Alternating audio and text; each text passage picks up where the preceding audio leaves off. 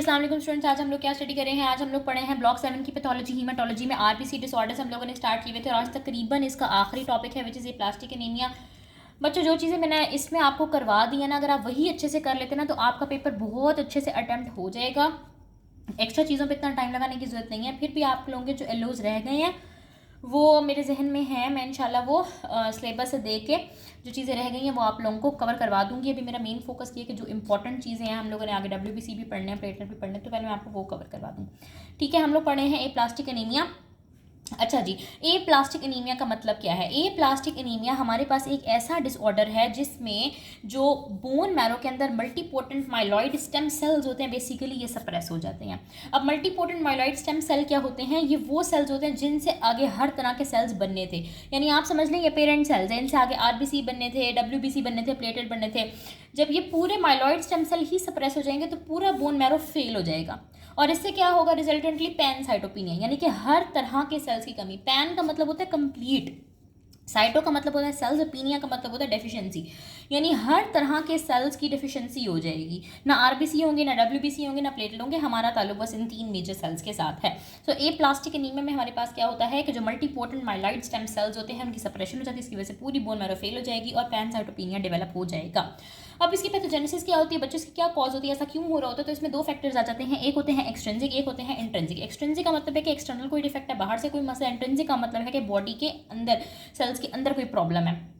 Extrinsic का क्या मतलब है कि बंदे ने कोई ड्रग्स यूज़ किए हैं, ठीक है, किसी किस्म की ड्रग्स यूज़ की या कोई भी उसको इन्फेक्शन हुई है, कोई इन्फेक्शियस एजेंट था, वायरस था, बैक्टीरिया था, ठीक है।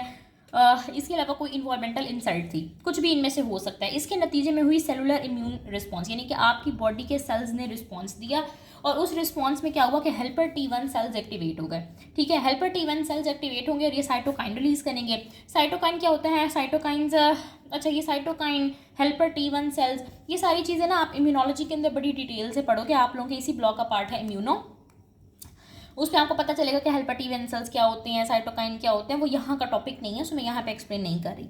सो TH1 सेल्स एक्टिवेट हो जाएंगे, साइटोकाइन रिलीज होंगे। साइटोकाइन कौन से हैं, 2 मेजर, इंटरफेरॉन गैमा है और ट्यूमर निक्रोसिस फैक्टर है। ये 2 साइटोकाइंस जाके आपके जो हेमेटोपोटिक प्रोजेनिटर्स होंगे उनको किल कर देंगे, खत्म कर देंगे, बॉडी के अंदर ये प्लास्टिक एनीमिया डेवलप हो जाएगा। मैंने क्या बात की है बच्चों कि ये प्लास्टिक एनीमिया 2 रीजन की वजह से हो सकता है, एक है एक्सट्रिंसिक, एक है इंट्रिंसिक। एक्सट्रिंसिक में क्या है, ड्रग्स हैं, इन्फेक्शियस एजेंट्स हैं, इन्वायरमेंटल इंसल्ट्स हैं। इनके नतीजे में आपकी बॉडी का रिस्पॉन्स आएगा, लेकिन एबनॉर्मल रिस्पॉन्स आएगा। हेल्पर T1 सेल्स एक्टिवेट होंगे, वो साइटोकाइन रिलीज करेंगे और वो 2 तरह के साइटोकाइन, इंटरफेरॉन गैमा और ट्यूमर निक्रोसिस फैक्टर, जाके आपके हेमेटोपोटिक प्रोजेनिटर्स को, यानी कि ये जो स्टेम सेल्स हैं इनको खत्म कर देंगे। जब इन स्टेम सेल्स को खत्म कर देंगे तो पैनसाइटोपिनिया डेवलप हो जाएगा। अब हम अगर इंट्रिंसिक डिफेक्ट की बात करें तो इंट्रिंसिक के अंदर क्या होगा, टीलोमरेज एंजाइम के अंदर इनहेरिटेड डिफेक्ट आएगा। अब टीलोमरेज क्या होता है बच्चों, टीलोमरेज बेसिकली एक एंजाइम होता है जो क्रोमोसोम्स होता है ना उसकी लेंथ को मेंटेन कर रहा होता है, सेल की जो डिवीजन होता है उसको मेंटेन कर रहा होता है, ठीक है।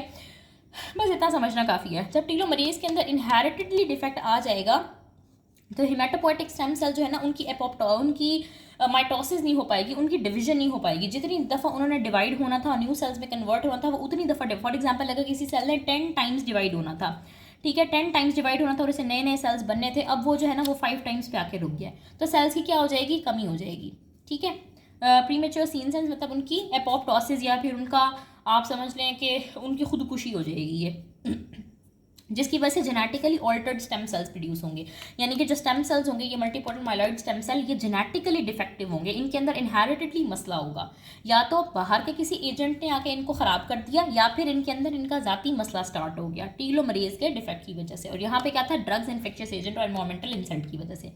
सो रीज़न कोई भी हो, दोनों का आउटकम सेम है, which is a plastic anaemia. ये प्लास्टिक एनीमिया में क्या हो रहा है, हर तरह के सेल्स की कमी हो रही है। अब पेपर पॉइंट ऑफ व्यू से इसमें क्या आ सकता है, पेपर पॉइंट ऑफ व्यू में से ऐसा चीज कोई इंपॉर्टेंट टॉपिक नहीं है, बस आपको ए प्लास्टिक एनीमिया का मतलब पता होना चाहिए कि इसमें होता क्या, पैनसाइटोपिनिया होता है बोन मैरो फेलियर की वजह से। बाकी पैथोजेनेसिस वगैरह इसकी पूछी नहीं जाती। इसके क्लिनिकल फीचर मैं आपको बता देती हूँ, क्लिनिकल फीचर क्या होंगे। अच्छा, पहली बात यह है कि ये तमाम एजेस को अफेक्ट कर सकता है, किसी भी एज ग्रुप को, बच्चों को, बूढ़ों को, एल्डरली, एडल्ट, किसी को भी अफेक्ट कर सकता है। ये दोनों तरह के सेक्सेस।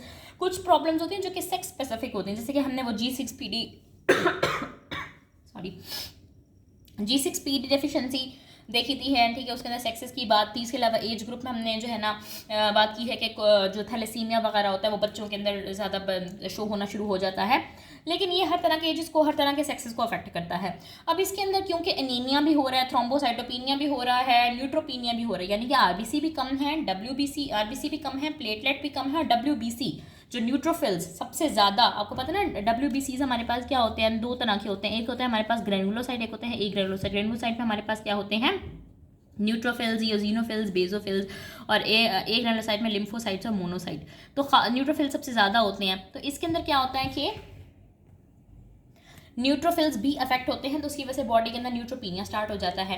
अब जिस सेल ने जो काम करवाना था, जब उस सेल की डेफिशिएंसी हो जाएगी तो वो काम बॉडी के अंदर नहीं होगा। फॉर एग्जांपल आरबीसी ने क्या काम कराना था, ऑक्सीजन को कैरी करना था, उसकी वजह से क्या हो जाएगा, अनीमिया, वीकनेस, पैलर और डिजनिया होना शुरू हो जाएगा, बॉडी के अंदर शॉर्टनेस ऑफ ब्रेथ स्टार्ट हो जाएगी। थ्रोम्बोसाइटोपिनिया, प्लेटलेट ने क्या मेंटेन करना होता है, ब्लीडिंग जो है ना वो वगैरह को रोकना होता है। तो जब थ्रोम्बोसाइटोपिनिया होगा तो बॉडी के अंदर ब्लीडिंग स्टार्ट हो जाएगी। पटीकी और एक्यूमोसिस, पटीकी हमारे पास क्या होते हैं, ऐसे छोटे छोटे ना पर्पल रेड कलर के पैच बनना स्टार्ट हो जाते हैं, क्योंकि जो आपकी स्किन के नीचे की कैपिलरीज होती हैं वो टूटना स्टार्ट हो जाती हैं, क्योंकि उनकी इंटेग्रिटी मेंटेन नहीं रहती, और वहाँ से खून निकल के स्किन के नीचे जमा होना शुरू हो जाता है, तो आपको ऐसे पेटिकियल रैश टाइप की फॉर्म में मिलता है। और एक्यूमोसिस हमारे पास क्या होते हैं, अगर यही पेटिकी जो है ना वो बड़े बड़े हों तो उसको एक्यूमोसिस बोलते हैं, छोटे छोटे तो उसको पेटिकी बोलते हैं।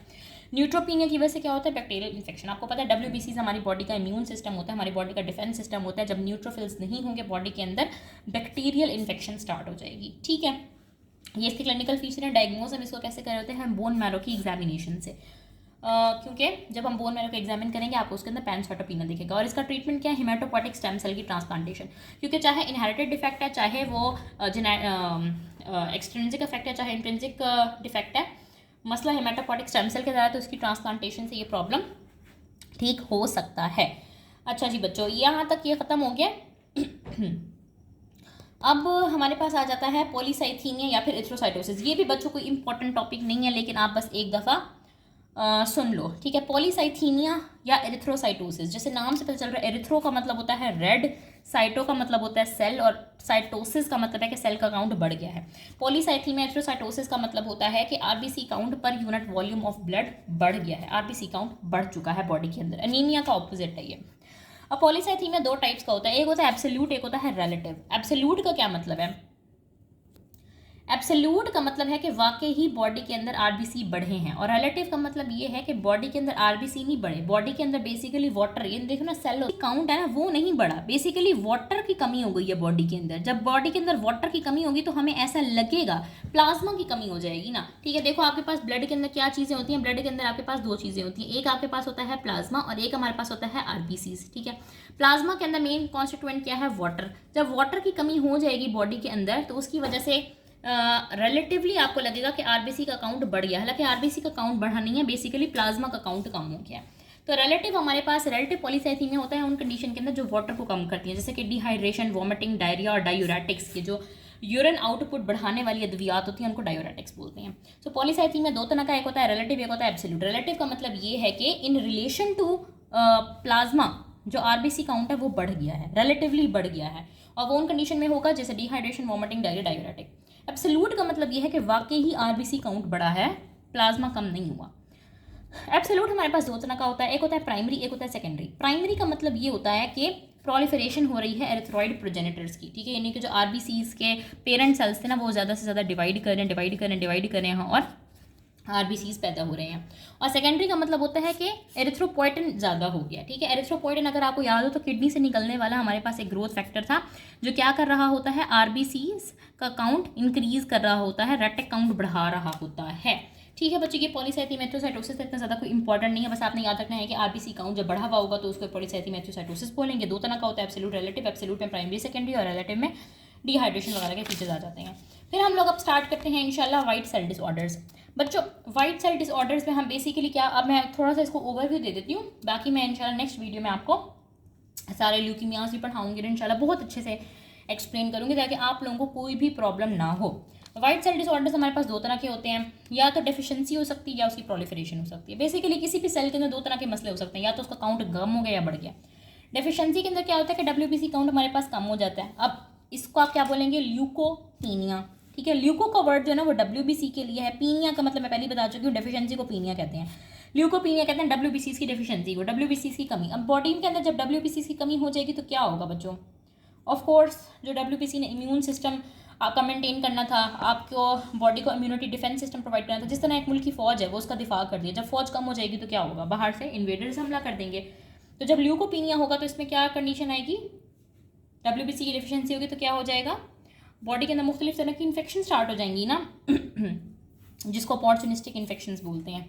इसके अलावा प्रोलिफरेशन से हो सकती है, यानी कि WBC बहुत ज़्यादा डिवाइड कर रहे हैं। अब ये दो तरह के हो सकते हैं, एक होता है रिएक्टिव, एक होता है नियोप्लास्टिक। रिएक्टिव का मतलब है कि इन रिएक्शन टू, यानी कि आपकी बॉडी के अंदर कोई इन्फेक्शन हुई उसकी वजह से WBC का काउंट बढ़ा। जैसे आपको पता होगा कि अगर हमारी बॉडी के अंदर बैक्टीरियल इन्फेक्शन है, एक्यूट बैक्टीरियल इन्फेक्शन, तो न्यूट्रोफिल का काउंट बढ़ता है। अगर वायरल इन्फेक्शन है तो लिम्फोसाइट का काउंट बढ़ता है। ठीक है, ये इंपॉर्टेंट बात है। वैसे आप लोगों को पता होना चाहिए कि न्यूट्रोफिल का काउंट कब बढ़ता है, लिम्फोसाइट का काउंट कब बढ़ता है, इओसिनोफिल का काउंट कब बढ़ता है, वो हम इंशाल्लाह आगे भी डिस्कस करेंगे। प्राइमरी माइक्रोबियल इन्फेक्शन की वजह से काउंट बढ़ सकता है और बढ़ता है। हम जब कोई इन्फेक्शन होती है तो हम क्या कराते हैं पेशेंट का? हम CBC कराते हैं। CBC क्यों कराते हैं? उसके अंदर हमने देखना होता है कि इसका न्यूट्रोफिल या लिम्फोसाइट काउंट रेज तो नहीं है, या इओसिनोफिल। न्यूट्रोफिल काउंट बढ़ा हुआ इसका मतलब इसको एक्यूट बैक्टीरियल इन्फेक्शन है, लिम्फोसाइट काउंट बढ़ा हुआ इसका मतलब इसको वायरल इन्फेक्शन है, इओसिनोफिल काउंट बढ़ा हुआ इसका मतलब इसको पैरासाइटिक इन्फेक्शन है। इन्फेक्शन का पता लगाने के लिए। इसके अलावा नियोप्लास्टिक, नियो का मतलब होता है न्यू और प्लास्टिक का मतलब होता है ग्रोथ बेसिकली। ठीक है, जिस तरह हमने पीछे बात की है ए प्लास्टिक का मतलब होता है, ए का मतलब होता है नॉन, यानी नहीं हो रही, प्लास्टिक का मतलब होता है ग्रोथ, कोई ग्रोथ नहीं हो रही। ए प्लास्टिक एनीमिया ऐसा एनीमिया जिसके अंदर कोई ग्रोथ, यानी किसी सेल की कोई ग्रोथ नहीं हो रही। और न्यू प्लास्टिक का मतलब होता है न्यू ग्रोथ, यानी कि आपकी बॉडी के अंदर अगर कैंसर डेवलप हो रहा है उसके अंदर भी WBC एबनॉर्मली ज़्यादा हुए हुए होते हैं, यानी नॉर्मल WBC नहीं होते, वो इंक्रीजिंगली डिवाइड हो रहे होते हैं WBC उस कंडीशन के अंदर। रिएक्टिव, नियोप्लास्टिक और डेफिशिएंसी मैंने आपको बता दिया। नेक्स्ट लेक्चर में इंशाल्लाह हम इसको डिटेल में डिस्कस करते हैं और WBC स्टार्ट करते हैं। इसके अलावा आपको कोई प्रॉब्लम होती है you can ask me any time. Please subscribe my channel.